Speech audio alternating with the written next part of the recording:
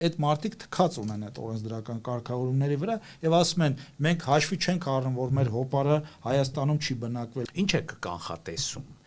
Եթե մենք գանք իշխանության, սահմանադրությունը փոխելու ենք այնպես, կարելու ենք մեր հոպարի հակով, որպեսզի մեր հոպարը չնայած ինքը սահմանադրությամբ արգելվում է եռաքաղաքացիա, բայց մենք անենց կանենք, որ ինքը դառնա վարչապետ։ Բայց նաև ոչ միայն Ռուսաստանում, չէ։ Դրա համար լսել եմ, որ նաև Խաչատուր Սուքիասյանն դրա համար եմ ասենք հիմա ինչպես ինչպես վարվենք։ Տեսեք, դրա համար եմ ասում, Սամվել Կարապետյանի կապիտալի զգալի մասն է Հայաստանից դուրս։ Տնտեսությունը բաժանված էր, քվոտավորված էր մի քանի անձանց միջև, որոնցից մեկն էլ հենց Կարապետյանների ընտանիքն էին, այդ Քոչարյանի ու Սերժ Սարգսյանի կառավարման տարիներին չկար Հայաստանում տնտեսական մրցակցություն։ Իհարկե քաղաքացիական պայմանագիր կուսակցության շանսերը անհամեմատ ավելի մեծ են, քան դաշտում արկա